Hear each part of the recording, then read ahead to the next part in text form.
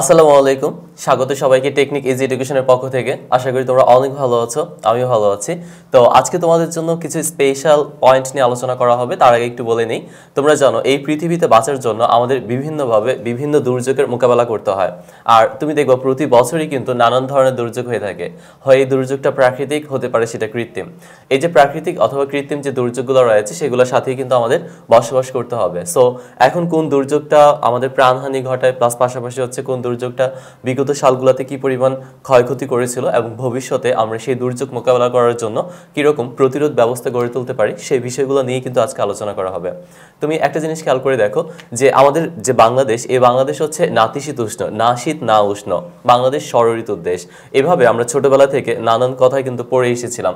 কিন্তু বর্তমানে দেখা গেছে যে আমরা জানি বাংলাদেশে 6টা ঋতু পাওয়া যায়, 6টা ঋতুর ভিন্ন ভিন্ন রূপে প্রতি বছরই কিন্তু সেটা রূপান্তর হয়ে থাকে বা আবর্তিত হয়ে থাকে। তো এখন কথা হচ্ছে যে সব ঋতুই কি স্বাভাবিক নিয়মে এখনো পর্যন্ত কি চলে?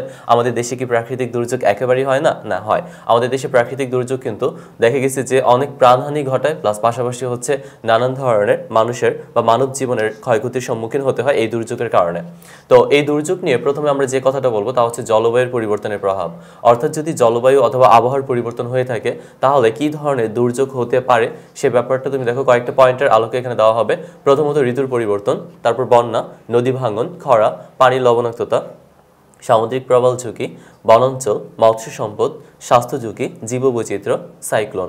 এই শব্দগুলো হচ্ছে বা এই পয়েন্টগুলো তুমি খেয়াল করো শুধুমাত্র জলবায়ুর পরিবর্তনের কারণে হয়ে থাকবে। অর্থাৎ আমাদের দেশের আবহাওয়া যদি চেঞ্জ হতে থাকে তখন এই পরিবর্তনগুলো হবে। সো আমরা একটু খেয়াল করে দেখি ষড়ঋতুর দেশ বাংলাদেশ।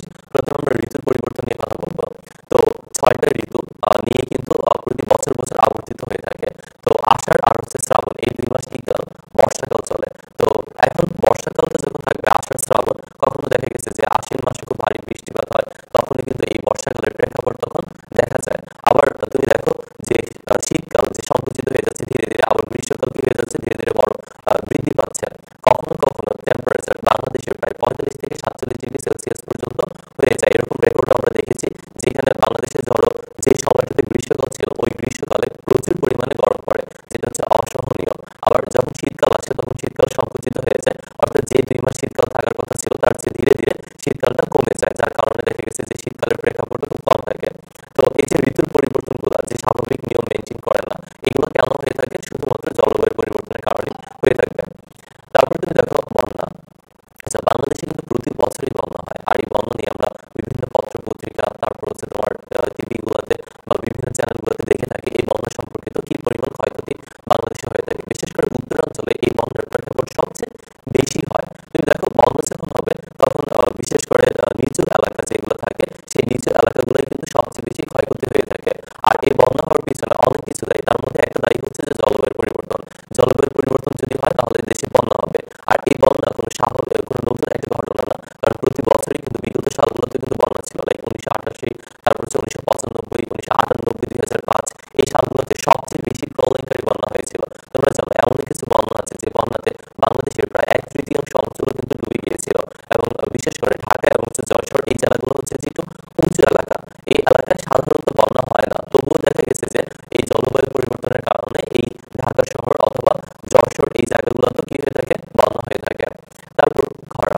খরা কি জিনিস? খরা হচ্ছে যে ধরো কোনো একটা অঞ্চলের মধ্যে বা কোনো একটা দেশে যে যে পরিমাণ বৃষ্টিপাত হওয়ার কথা ছিল, 1 মাস টানা দেখা গেছে যে 1 মাস 2 মাস টানা বৃষ্টিপাত হয় না, তখন কিন্তু ফসলের মৌসুমে ফসলের উৎপাদন ব্যাহত হয়ে থাকে। এই ফসলের উৎপাদনের জন্য পানির প্রয়োজন, আর এই বেশিরভাগ পানি কিন্তু বৃষ্টি থেকেই আসে। সো বৃষ্টি যদি না হয় তাহলে ওই অঞ্চলের কি হয়ে থাকবে?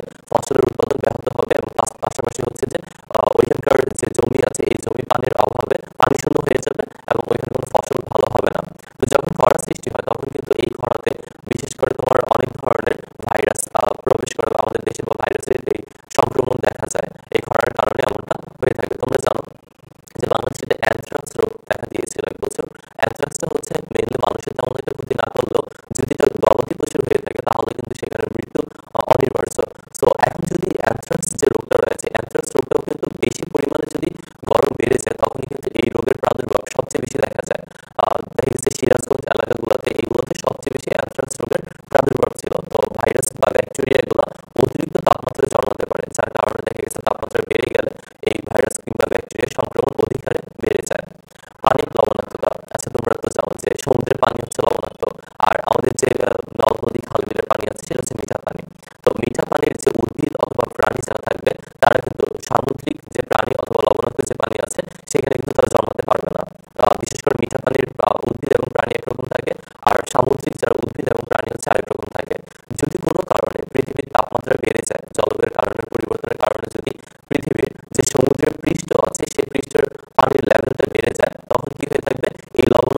পানিগুলো আমাদের ভূস্তরে চলে আসবে, প্লাস পাশাপাশি হচ্ছে যে তোমার মিঠা পানিতে চলে আসবে।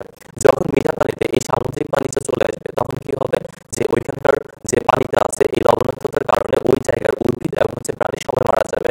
এই তখন দেখা গেছে মৎস্য সম্পদে যেমনটা ঘাটতি দেখা দিবে, তেমনি প্রাণীকুলের নানান ধরনের ব্যাঘাত ঘটবে জীবনাচরণ করার জন্য। তো এখন সবকিছু মিলে যদি আমরা বলি পানির লবণাক্ততার স্তর বেড়ে গেলে অর্থাৎ সমুদ্রের স্তরটা বেড়ে গেলে কিন্তু প্রবলেমটা হয়। সাতক্ষীরা অঞ্চল সহ বিভিন্ন অঞ্চলগুলোতে দেখা গেছে যে এই লবণাক্ততার কারণে সেখানে কোনো ফসল হয় না। তোমরা খেয়াল করে দেখবা ভোলা, সাতক্ষীরা এই জায়গাগুলোতে বা সমুদ্রের তীরবর্তী যে এলাকাগুলো রয়েছে, বিশেষ করে কক্সবাজার তীরবর্তী এলাকা, ওই জায়গাগুলোতে কি হয়ে থাকে না, কোনো ফসলের চাষাবাদ হয় না, কোনো উদ্ভিদ হয় না, ইভেন কোনো গাছপালাও সেখানে পাওয়া যায় না। তো কেন হয় না? কারণ তারা হচ্ছে লবণাক্ত সহিষ্ণুতা না, তারা লবণাক্ততা সহ্য করতে পারে না। যে সকল উদ্ভিদ লবণাক্ত সহ্য করতে পারে শুধুমাত্র তাদেরকেই ওই জায়গাগুলোতে পাওয়া যায়। যেমন তোমরা সেন্ট মার্টিন দ্বীপে দেখবে যে অনেক পরিমাণে নারিকেল গাছ আছে, আর এই নারিকেল গাছগুলো লবণাক্ত সহিষ্ণু, যার কারণে তারা কি করতে পারে, সে টলারেট করতে পারে বলে ওই অঞ্চলগুলোতে তাদের বেশি বেশি পাওয়া যায়। এবার বাকি যে উদ্ভিদ অথবা আমাদের যে ফসল রয়েছে সেই ফসলগুলো সাধারণত কি হয় না, লবণাক্ততা পানিতে চাষাবাদ করা যায় না, এমনকি তীরবর্তী এলাকায় লবণাক্ততার কারণে সেখানে কি হয় না, চাষাবাদ করা যায় না। যার কারণে ভোলা সহ বিভিন্ন জায়গাগুলোতে সাতক্ষীরাতে মানে অনেক কিলোমিটার পর্যন্ত দেখা গেছে যে কোনো ফসলের উৎপাদন হয়ে থাকে না। সামুদ্রিক প্রবাল ঝুঁকি, সেন্ট মার্টিন দ্বীপে যারা গিয়েছে তারা হয়তো প্রবাল দেখেছে। সামুদ্রিক প্রবাল ঝুঁকি বলতে বোঝায় যে 1 থেকে 2 ডিগ্রি সেলসিয়াস যদি তাপমাত্রা বেড়ে যায় তাহলে তুমি খেয়াল করে দেখবা সামুদ্রিক প্রবালগুলো মারা যায়। ওকে, তো এখন তারা টলারেট করতে পারে কত ডিগ্রি সেলসিয়াস? প্রায় 22 ডিগ্রি পর্যন্ত তারা টলারেট করতে পারে। আর 22 ডিগ্রি সেলসিয়াস যদি বেড়ে যায়, লাইক 25 ডিগ্রি সেলসিয়াস হয়ে যায়, তখন দেখা গেছে তারা মারা যায়। তো এই হিসাব করে দেখা গেছে যে 1960 সালের দিকে যে পরিমাণ প্রবাল বাংলাদেশের ছিল, বাট মনে হচ্ছে যে এই বর্তমান সালে 2021 সাল বা 100 সাল পর্যন্ত, 2021 সাল পর্যন্ত পৃথিবীর তাপমাত্রা 2 থেকে 3 ডিগ্রি, সরি বাংলাদেশের তাপমাত্রা 2 থেকে 3 ডিগ্রি সেলসিয়াস বাড়ার কারণে সেখানে প্রায় 70% প্রবাল কি হয়ে যায়, বিলীন হয়ে যায়। কারণ এই থেকে বোঝা যায় যে জলবায়ু পরিবর্তনের কারণে কিন্তু সামুদ্রিক প্রবালের উপর ঝুঁকি পড়ে, অর্থাৎ জলবায়ু পরিবর্তনটা হচ্ছে, তাপমাত্রা বাড়তেছে। তারপর তুমি দেখো বনাঞ্চল। বনাঞ্চল বলতে আমাদের দেশে একমাত্র ম্যানগ্রোভ বন হচ্ছে তোমার সুন্দরবন। আর এই সুন্দরবন কি কাজ করে থাকে?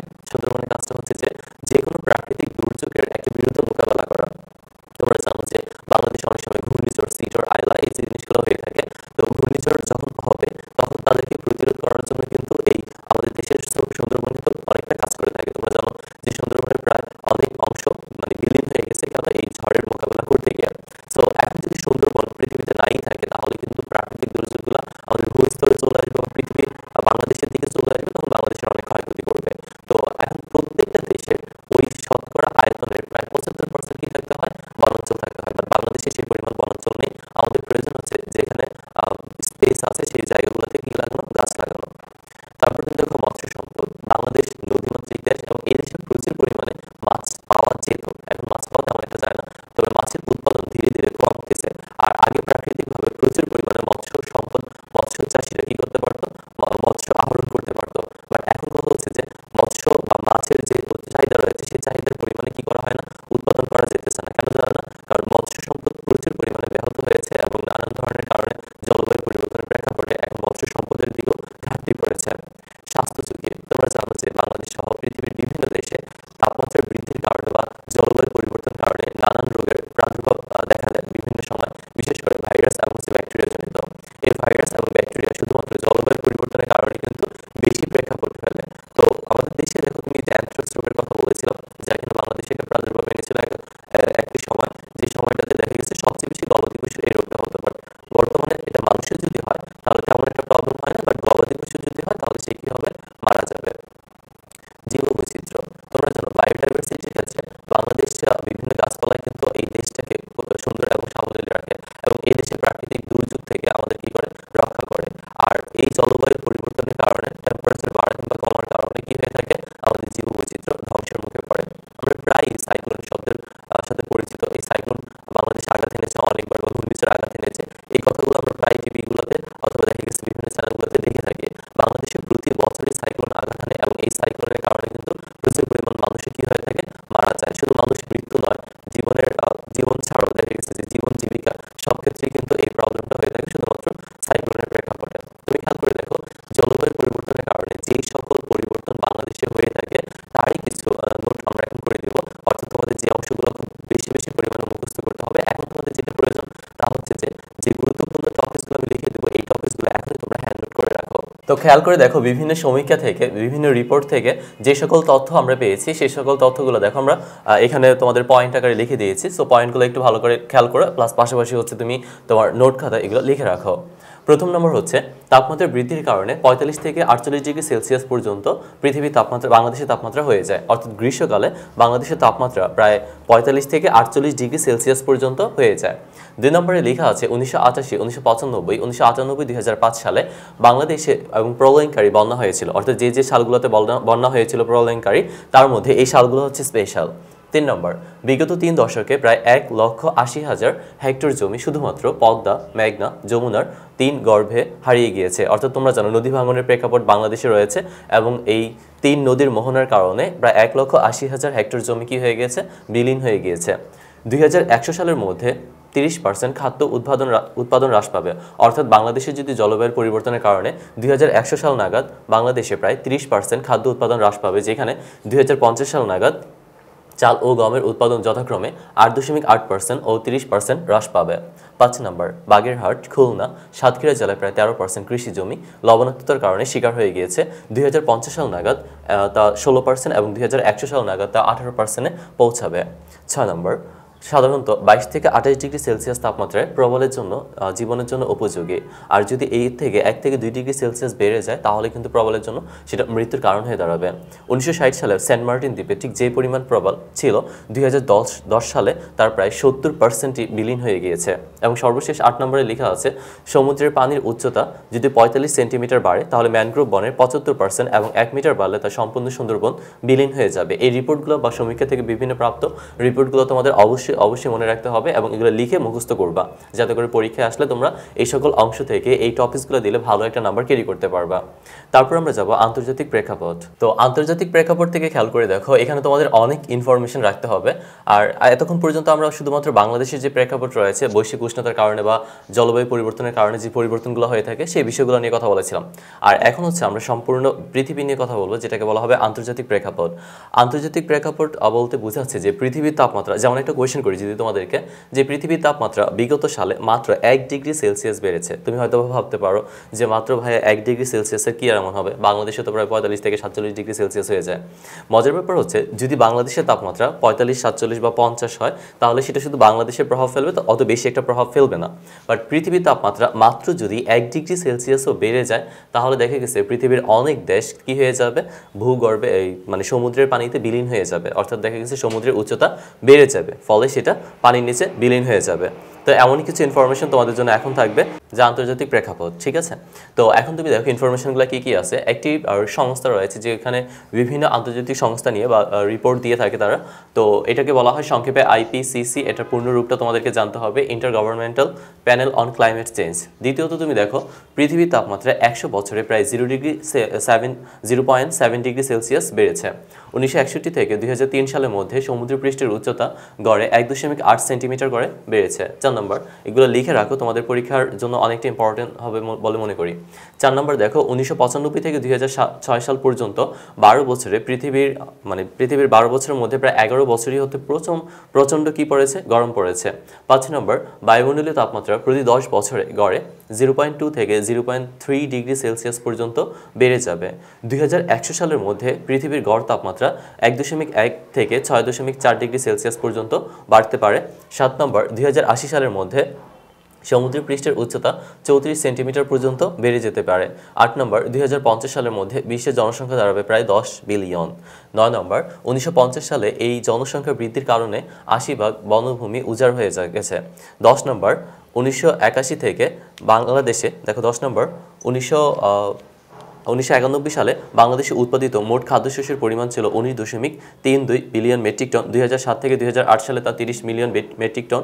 2010 থেকে 11 সাল পর্যন্ত তা 40 মিলিয়ন মেট্রিক টন। এখানে তুমি একটা জিনিস খেয়াল করে দেখবা যে এই যে প্রত্যেক বছর এরকম করে কি করতেছে, যে খাদ্যশস্যের উৎপাদন বাড়তেছে। কেন বাড়তেছে? কারণ পৃথিবীর জনসংখ্যা বাড়তেছে। তুমি হিসাব করে দেখো, একটা সময় পৃথিবীর জনসংখ্যা ছিল মাত্র 10 বিলিয়ন, এখন এটা দাঁড়িয়ে গেছে তোমার হচ্ছে ধীরে ধীরে বাড়তেছে। যেমন বাংলাদেশের হিসাবে যদি আমরা বলি যে 10 কোটি ছিল ছিল, এখন বর্তমানে সেটা 1991 থেকে 92 সালের দিকে হিসাব করা হয়েছিল 10 কোটি মাত্র 16 কোটিতে রূপান্তরিত হয়েছে। ঠিক আছে, তো জনসংখ্যা বৃদ্ধির কারণে কিন্তু এই প্রবলেমগুলো হয়ে থাকে। তোমরা জানো জনসংখ্যা বৃদ্ধির কারণে ফলে যে আমাদের বনভূমি রয়েছে সেই বনভূমিগুলো উজাড় করে তারা কি করে ঘর বাড়ি বসত বাড়ি নির্মাণ করে, যার কারণে এই প্রেক্ষাপটে জলবায়ুর পরিবর্তন সহ আমাদের যে কৃত্রিম ইগুলো রয়েছে তার কারণে বায়ুর পরিবর্তন হয় এবং আমরা নানান ধরনের দুর্যোগের শিকার হতে হয়। পরিবেশগত সমস্যা, তুমি দেখো বৈশ্বিক উষ্ণতা বলে একটা কথা রয়েছে, গ্লোবালাইজেশন বলা হয় তাকে। গ্লোবালাইজেশন বলতে কি বোঝাবে, যে পৃথিবীর তাপমাত্রা ধীরে ধীরে বেড়ে চলা। তোমরা জানো যে পৃথিবীর তাপমাত্রা কিন্তু ধীরে ধীরে বেড়ে চলে। যদি পৃথিবীর তাপমাত্রা এমন হয় যে আস্তে আস্তে বাড়তে থাকে, তাহলে যে অঞ্চলে বরফ জমে আছে সেগুলো কি হয়ে যাবে, গলে যাবে, ফলে সমুদ্রের পৃষ্ঠের উচ্চতা বেড়ে যাবে, ওই গলিত পানিটাই কিন্তু সমুদ্রে চলে আসবে, ফলে লেভেলটা কি হয়ে যাবে, বেড়ে যাবে, তা কিনা ভূপৃষ্ঠের দিকে চলে আসবে। তোমরা জানো মালদ্বীপ, নেপাল, ভুটান, নিম্নপ্রবণ যে অঞ্চলগুলো রয়েছে সেই অঞ্চলগুলো হচ্ছে তোমার একটা সময় বিলীন হয়ে যাবে বা তলিয়ে যাবে যদি পৃথিবীর তাপমাত্রা ধীরে ধীরে গ্লোবালাইজেশনের কারণে বাড়তে থাকে। বাংলাদেশের হিসাব করে দেখা গেছে যে যদি পৃথিবীর তাপমাত্রা মাত্র 0.74 ডিগ্রি সেলসিয়াসও বাড়ে, তাও কিন্তু বাংলাদেশের বা অথবা 1 ডিগ্রি সেলসিয়াস বাড়ে, তাও বাংলাদেশের কি হয়ে যাবে, যে সম্পূর্ণ বাংলাদেশ অথবা বাংলাদেশের 1/3 প্রায় পানির নিচে তলিয়ে যাবে। তো এখন তুমি দেখো যে পৃথিবীর তাপমাত্রা ধীরে ধীরে বাড়তেছে গ্লোবালাইজেশনের কারণে, আর এর কারণেই কিন্তু আমাদের নানান ধরনের প্রবলেম হচ্ছে। এর পিছনে যে জিনিসটা দায়ী তার নাম হচ্ছে জনসংখ্যা। জনসংখ্যা বৃদ্ধির কারণে কিন্তু আমরা গাছপালা কেটে উজাড় করে দিই, যার কারণে এই পৃথিবীতে নানান ধরনের দুর্যোগ সৃষ্টি হয়ে থাকে। আর বনভূমি যখন উজাড় করে দেওয়া হবে তখনই কিন্তু সেই জায়গাগুলোতে প্রাকৃতিক দুর্যোগ বেশি পরিমাণে আঘাত হানে, আর এই প্রাকৃতিক দুর্যোগের কারণে কিন্তু জনমানবের জীবনযাপন অসুবিধা হয়ে যায়। তো আরেকটা জিনিস হচ্ছে কার্বন দূষণ। জনসংখ্যা, আরেকটা ব্যাপার হচ্ছে জনসংখ্যা কেন বৃদ্ধি পাবে। জনসংখ্যা বৃদ্ধির পিছনে কিছু কিছু জিনিস দায়ী থাকবে, যেমন বহির্গমন, বহিরাগমন। আবার তুমি দেখো যে হারে জন্মহার সেই হারে যদি মৃত্যু হার না হয়, তাহলে কিন্তু হার যদি বেশি হয় তাহলে কিন্তু জনসংখ্যার পরিমাণটা তুলনামূলকভাবে কি থাকবে, বেশিই থাকবে। তো আরেকটা হচ্ছে কার্বন দূষণ। আমরা প্রায়ই দেখা গেছে যে দেখে থাকি রাস্তাঘাটে যানবাহনগুলো যখন চলাচল করে তখন দেখা গেছে তাদের থেকে বিভিন্ন যে নির্গত ধোঁয়া রয়েছে সেই ধোঁয়াটা কিন্তু কার্বন টাইপের, এবং এগুলোই কিন্তু পরিবেশ দূষণ করে থাকে। তাছাড়া আমরা নানান পদার্থ পুড়িয়ে থাকি, আর এই পোড়ানো থেকে কিন্তু কার্বনটা আসে, যা কিনা পৃথিবীকে দূষিত করে বা পৃথিবীর বায়ুমণ্ডলটাকে দূষিত করে। বনশূন্য করা, এই প্রাকৃতিক পরিবেশটাকে সুন্দর এবং সাবলীল করার জন্য অবশ্যই সবাইকে বনভূমি রাখার প্রয়োজন, গাছপালা লাগানোর প্রয়োজন, কিন্তু তার পক্ষান্তরে জনসংখ্যা বৃদ্ধির কারণে আমরা কি করে থাকি, বনভূমি উজাড় করে ফেলি। যেমন একটা নিউজ দিচ্ছি তোমাদেরকে, যেমন বাংলাদেশ হচ্ছে তোমার মাছে ভাতে বাঙালি আমরা বলে থাকি, মাছ উৎপাদনে বা মাছের ক্ষেত্রে রপ্তানিতে বাংলাদেশ ছিল 4র্থতম। বাট বর্তমানে দেখা গেছে যে আমাদের যে প্রাকৃতিক মৎস্য সম্পদ তার চেয়ে বেশি চাষাবাদ করতে হয়, অর্থাৎ মাছে ভাতে বাঙালি এই কথাটাকে রাখার জন্য আমাদের এখন বেশিরভাগ চাষকৃত মাছের উপর সবচেয়ে বেশি নির্ভরশীল হতে হয়, কারণ এই জলবায়ুর পরিবর্তনের কারণে বা প্রেক্ষাপটের কারণে কি হয়ে গিয়েছে, মাছের উৎপাদন ব্যাহত হয়ে গিয়েছে। তো এই ছিল তোমাদের কিছু পরিবর্তন, অর্থাৎ জলবায়ুর পরিবর্তনের বাংলাদেশের কিছু পরিবর্তন আমরা দেখেছিলাম, আন্তর্জাতিক কিছু প্রেক্ষাপট এবং পরিবেশগত সমস্যার কারণে কী ধরনের পরিবর্তন এই পৃথিবীতে এবং পৃথিবী সহ বাংলাদেশে কি হয়ে থাকে। আচ্ছা, এখন তুমি দেখো এই যে প্রাকৃতিক দুর্যোগ রয়েছে, এই প্রাকৃতিক দুর্যোগ মোকাবেলা করার জন্য আমাদের কি কি কাজ করতে হবে। আমরা এখানে স্পেশাল কিছু প্রাকৃতিক দুর্যোগ নিয়ে কথা বলবো এবং তাদের কি মোকাবেলা করার প্রয়োজন সেই কথাগুলো বলবো। এখন প্রথমত তুমি দেখো বন্যা, খরা, সাইক্লোন বা ঘূর্ণিঝড়, সুনামি, এসিড বৃষ্টি আর হচ্ছে ভূমিকম্প, এই টপিকসগুলো নিয়ে এখন আলোচনা করা হবে। প্রথমত তুমি দেখো বন্যা। তো বাংলাদেশ হচ্ছে নদীমাতৃক দেশ, আর এই দেশে বন্যা হওয়াটাই হচ্ছে স্বাভাবিক। প্রতি বছরই কিন্তু বন্যা হয়ে থাকে, কখনো সেটা স্বাভাবিক হয় আর কখনো সেটা প্রলয়ঙ্কারী রূপ ধারণ করে। আর যখনই প্রলয়ঙ্কারী রূপ ধারণ করবে তখনই কিন্তু এই বন্যার কবলে পড়ে গবাদি পশু সহ মানব জীবন ক্ষতিগ্রস্ত হয়ে থাকে। তাছাড়া গাছপালা এবং হচ্ছে বিভিন্ন নদী ভাঙন পর্যন্ত এই বন্যার প্রেক্ষাপটে অনুযায়ী হয়ে থাকে। সো এই বন্যাকে আমরা চাইলে প্রতিরোধ ব্যবস্থা গড়ে তুলতে পারবো, মোকাবেলা করতে পারবো। বাট কথা হচ্ছে যে বন্যা হওয়া যেহেতু স্বাভাবিক এবং এটা প্রাকৃতিক নিয়মই হয়ে থাকে, সো আমাদের পূর্ব প্রস্তুতি গ্রহণ করতে হবে এই বন্যার জন্য। যেমন তুমি দেখো 1974 সাল, 1975 সাল, তারপর হচ্ছে 1987, 1988, 2004, 2007 এই সালগুলোতে সবচেয়ে প্রলয়ঙ্কারী বন্যা হয়েছিল। তার মধ্যে 2007 সালে অনেকটা প্রলয়ঙ্কারী বন্যা হয়, আর 1974 সালে যে প্রলয়ঙ্কারী বন্যা হয়েছিল তার কারণে বাংলাদেশে একটা দুর্ভিক্ষ দেখা দেয়, অর্থাৎ বাংলাদেশে ফসলহানি হয়, প্লাস পাশাপাশি হচ্ছে বাংলাদেশে গবাদি পশু মারা যায় এবং বিভিন্ন ধরনের ফসল উৎপাদন ব্যাহত হয়ে থাকে, যার কারণে একটা দুর্ভিক্ষ দেখা দেয়। আর এদেশে বন্যা কেন হয়, যদি এরকম কোনো কোয়েশ্চেন আস্ক করা হয়ে থাকে তাহলে তোমরা খেয়াল করে দেখো যে বন্যা হওয়ার পিছনে কয়েকটা কারণ দায়ী থাকে। প্রথমত হচ্ছে নদী ভরাট।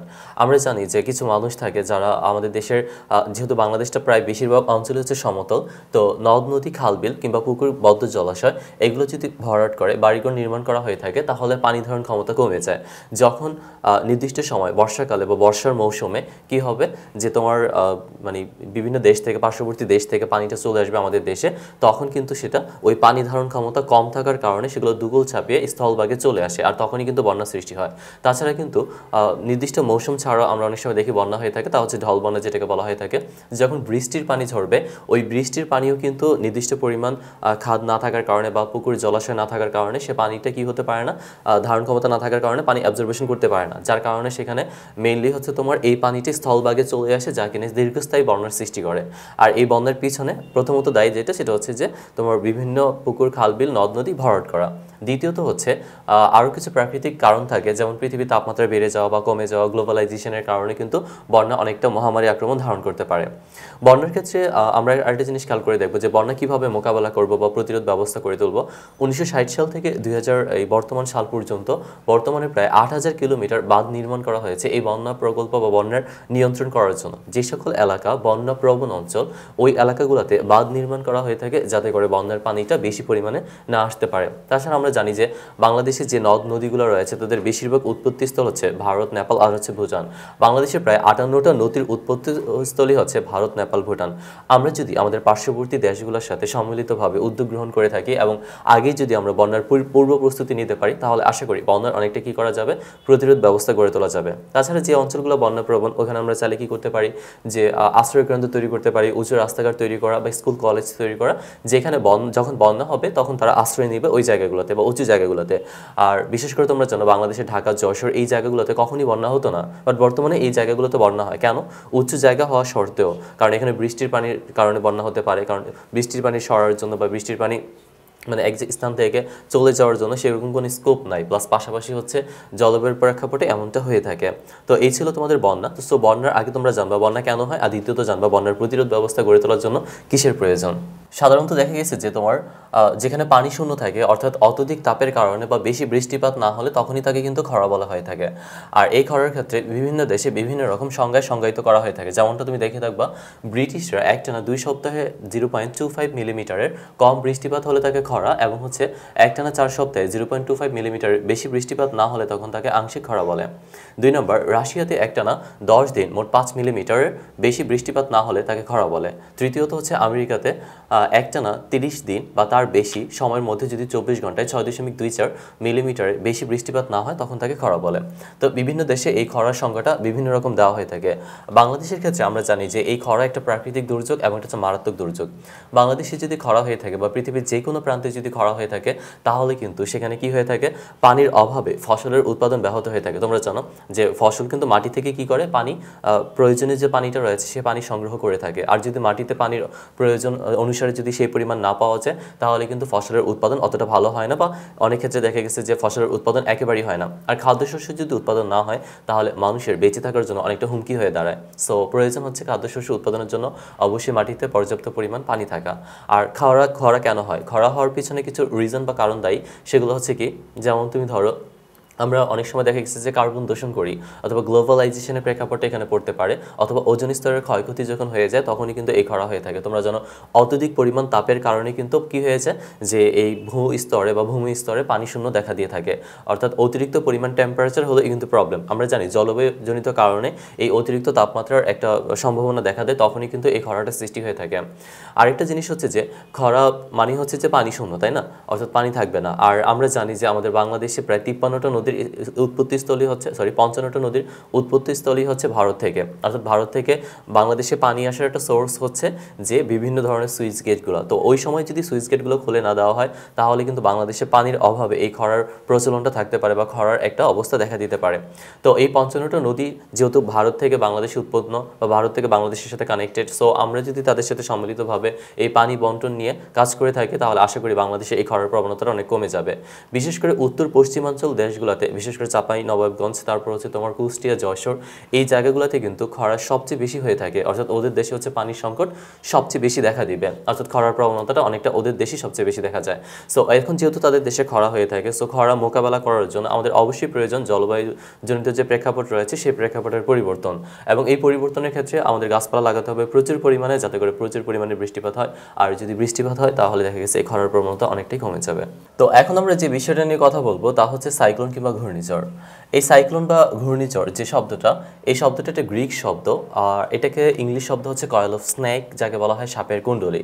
অর্থাৎ তোমরা জানো যে নিম্নচাপের কারণে বাতাস যখন প্রচণ্ড গতিবেগ নিয়ে ঘুরতে থাকে তখনই তাকে কি বলা হয়ে থাকে, সাইক্লোন কিংবা ঘূর্ণিঝড় বলা হয়ে থাকে। আমাদের বাংলাদেশে যেটাকে আমরা সাইক্লোন কিংবা ঘূর্ণিঝড় বলি, দক্ষিণ এশিয়াতে সেটাকে বলা হয় টাইফুন, এবং আমেরিকাতে সেটাকে বলা হয় হেরিকেন। তো প্রথমে সংজ্ঞাটা দেওয়া আছে, তুমি চাইলে লিখে নিতে পারো। নিম্নচাপের কারণে বাতাস যখন প্রচণ্ড গতিবেগ নিয়ে ঘুরতে থাকে তখন সেটাকে কি বলা হয়ে থাকবে, সাইক্লোন কিংবা ঘূর্ণিঝড় বলা হয়ে থাকবে। দ্বিতীয়ত তুমি দেখো বাংলাদেশে কেন সাইক্লোন হয়ে থাকে, কারণ বাংলাদেশ হচ্ছে ভৌগোলিক কারণে কিন্তু সাইক্লোনের সবচেয়ে বেশি প্রেক্ষাপট বাংলাদেশে হয়। এই কোশ্চেনটা অনেক ইম্পর্টেন্ট, যে তুমি দেখো বাংলাদেশের উত্তরে কি আছে, হিমালয় পর্বত, দক্ষিণে আছে বঙ্গোপসাগর, এবং মাঝের অংশটা হচ্ছে ফানেল আকৃতির, যার কারণে বাতাস প্রচণ্ড গতিবেগ নিয়ে এর মধ্য দিয়ে প্রবেশ করে বলে বাংলাদেশ সবচেয়ে বেশি সাইক্লোন হয়ে থাকে। শুনে অবাক হবা, 1960 সাল থেকে 2012 সাল পর্যন্ত বাংলাদেশে সাইক্লোন আঘাত এনেছে প্রায় 50 বার। বাংলাদেশে যে সালগুলোতে সাইক্লোন আঘাত এনেছিল তা হচ্ছে 1960, 1961, 1963, 1965, 1970, 1985, 1991, 2007 এবং 2009। এই সালগুলোতে যে সাইক্লোন আঘাত এনেছিল সেই সাইক্লোনটা ছিল প্রলয়ঙ্কারী সাইক্লোন, অর্থাৎ সবচেয়ে ক্ষয়ক্ষতি সবচেয়ে বেশি এই সালগুলোতে হয়েছিল। তারপর তুমি দেখো 1970 সালে যে সাইক্লোনটা হয়েছিল, এই সাইক্লোনটাতে বাংলাদেশেই প্রায় 5 লক্ষ প্রাণহানির ঘটনা ঘটে, অর্থাৎ এই সাইক্লোনে বাংলাদেশের মানুষ প্রায় 5 লক্ষ মানুষ মারা যায়। 1991 সালে যে সাইক্লোনটা আঘাত এনেছিল সেখানে প্রায় মানুষ মারা গিয়েছিল প্রায় 1,40,000। 2007 এবং 2009 যে প্রলয়ঙ্কারী সাইক্লোন হয়, যাদের নাম হচ্ছে সিডর এবং হচ্ছে আইলা, সেগুলোতে প্রায় 7,000 এবং হচ্ছে 10,000 এবং হচ্ছে 7,000 প্রাণহানির ঘটনা ঘটে। এই সাইক্লোন যখন হয়েছিল সিডর এবং আইলাতে ক্ষয়ক্ষতির পরিমাণ হিসাব করা হয়েছে, তা হচ্ছে প্রায় 1.7, 2007 সালে যে সিডর হয়েছিল 1.7 বিলিয়ন, এবং 2009 সালে যে আইলা হয়েছিল সেখানে হচ্ছে 600 মিলিয়ন মার্কিন ডলার। এই পরিমাণ ক্ষয়ক্ষতি বাংলাদেশে হয়েছিল। তারপর তুমি দেখো 1991 সালে সাইক্লোন বাতাসের গতিবেগ ছিল ঘন্টায় 225 কিলোমিটার। বুঝতেছো কি পরিমাণ বাতাসের গতিবেগ ছিল। এখন কথা হচ্ছে যে বাংলাদেশে যে সাইক্লোন হয়, এই সাইক্লোন হওয়ার পিছনে কারণ কি বা দায়ী কে? তোমরা জানো যে সাইক্লোনটা মেইনলি হয় সমুদ্রে, আর ওইখান থেকে সৃষ্টি হয় এই ঘূর্ণিঝড়। তো ঘূর্ণিঝড়ের ক্ষেত্রে সমুদ্রের তাপমাত্রা যদি 27 ডিগ্রি সেলসিয়াসের বেশি থাকে তখনই কিন্তু সাইক্লোন হতে পারে। বর্তমানে বাংলাদেশে হচ্ছে যে বঙ্গোপসাগর রয়েছে, বাংলাদেশ তীরবর্তী, সে বঙ্গোপসাগরে হচ্ছে প্রতিনিয়তই হচ্ছে 27 ডিগ্রি সেলসিয়াসের বেশি থাকে। সো বাংলাদেশে প্রতি বছরই হচ্ছে সাইক্লোন হওয়ার প্রভাবটা একটু ঝুঁকিটা বেশিই থাকে। আর সাইক্লোনের গতিবেগ সাধারণত ঘন্টায় 63 কিলোমিটার হয়ে থাকে, যেখানে দেখা গেছে যে 1991 সালে যে সাইক্লোনটা আঘাত এনেছিল সেই সাইক্লোনের গতিবেগ ছিল ঘন্টায় বাতাসের গতিবেগ প্রায় 225 কিলোমিটার, হিউজ পরিমাণে বাতাস, যেখানে হচ্ছে একটা বিল্ডিং বা দালান পর্যন্ত উড়ানোর অ্যাবিলিটি থাকে 225 কিলোমিটারে। তো এটা ছিল সাইক্লোন। এখন সাইক্লোনকে কীভাবে আমরা প্রতিরোধ করব?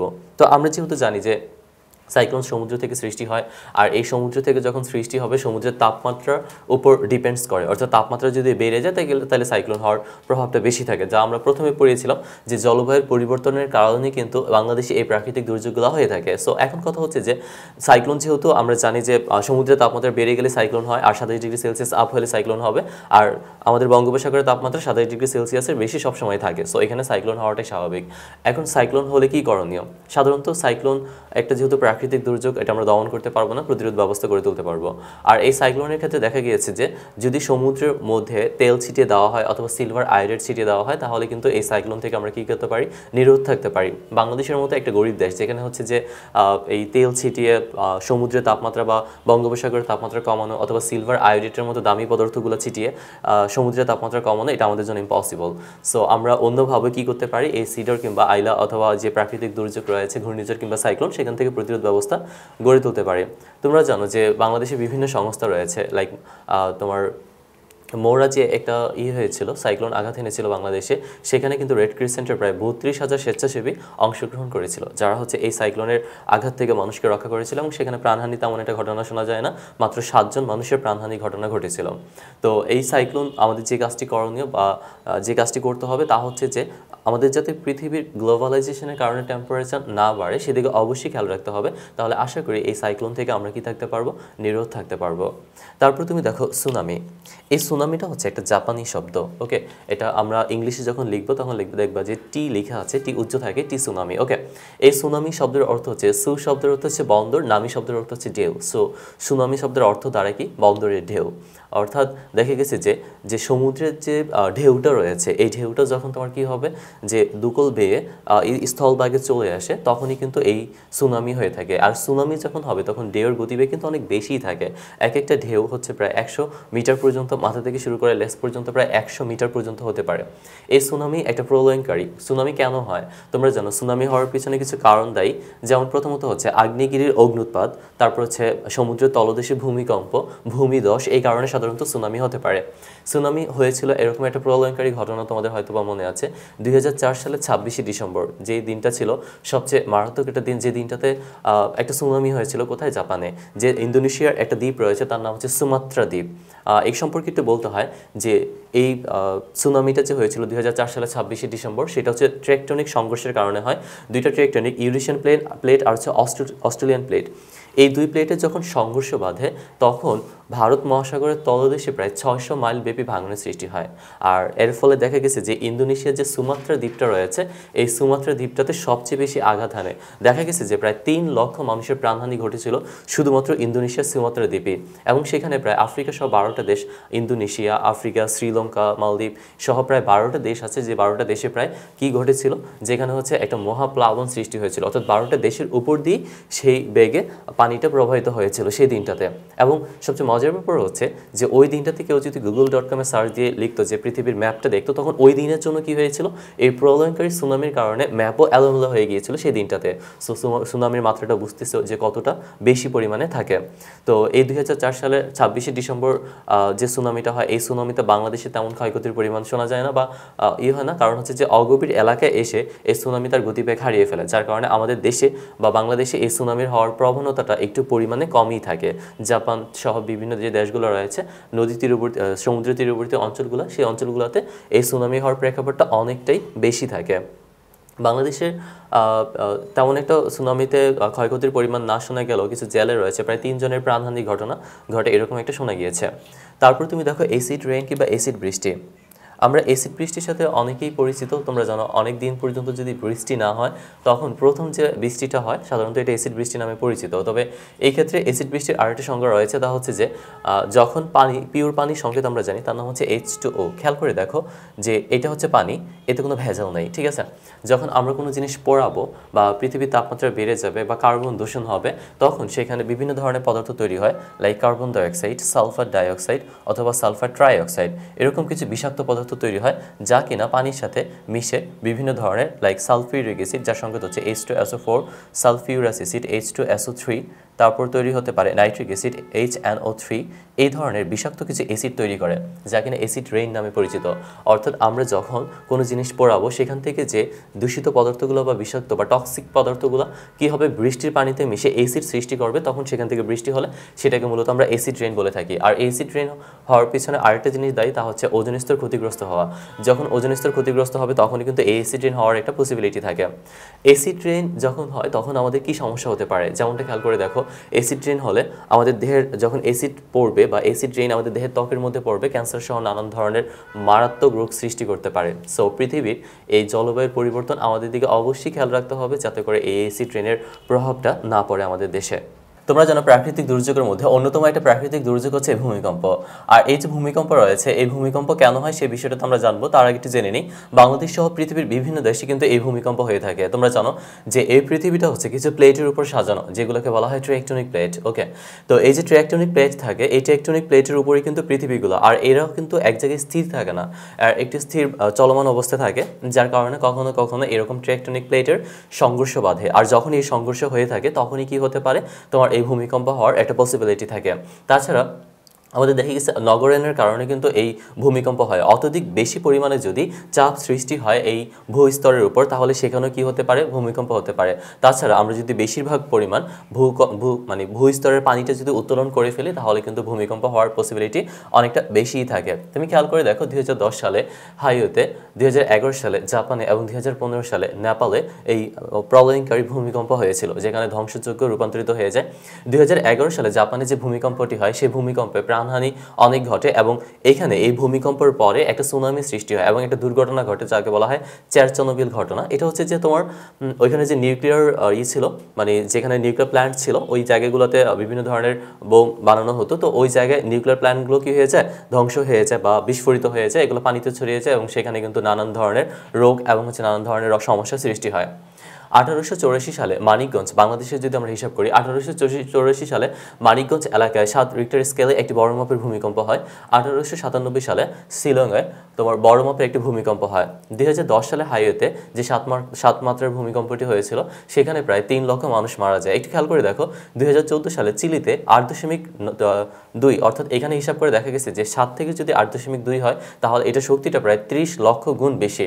এই রিক্টার স্কেলের মাত্রায় ভূমিকম্পে মাত্র 6 জন মারা যায়। তাহলে একটা কি জিনিস তুমি খেয়াল করে দেখেছো, যেখানে হচ্ছে মাত্র 7 রিক্টার স্কেলে মারা যায় প্রায় 3 লক্ষ, আর যেখানে 8 দশমিক অর্থাৎ 30 লক্ষ গুণ বেশি মাত্রার যে ভূমিকম্পটি হয়েছিল সেখানে মাত্র মানুষ 6 জন মারা যায়। এর পিছনে দায়ী কি বা কারণ কি? এর পিছনে কারণটা মূলত দায়ী হচ্ছে যে তোমার যে পরিমাণ দালান তৈরি করা হয় ওই দালানগুলো যদি ভূকম্পন সহনীয় হয় তাহলে কিন্তু সেখানে ক্ষয়ক্ষতির পরিমাণ খুব কম হয়ে থাকে। অর্থাৎ অবকাঠামোগুলো এমনভাবে তৈরি করা উচিত যেগুলো কি করতে পারবে, ভূমিকম্প টলারেট করতে পারবে, অর্থাৎ ভূমিকম্পের সাথে তারা ভেঙে পড়বে না বা ভূমিকম্প সহ্য করতে পারবে বা সহনীয় হবে। এরকম যদি দালান তৈরি করা হয়ে থাকে তাহলে কিন্তু সেখানে ভূমিকম্পের প্রভাবটা কম পড়ে। তোমরা জানো জাপান এবং হচ্ছে ক্যালিফোর্নিয়া, যুক্তরাষ্ট্রের ক্যালিফোর্নিয়া, পৃথিবীর মধ্যে এই দুইটা অঞ্চলকে চিহ্নিত করা হয়েছে ভূকম্পন এলাকা বা ভূমিকম্প প্রবণ অঞ্চল এলাকা হিসেবে চিহ্নিত করা হয়েছে।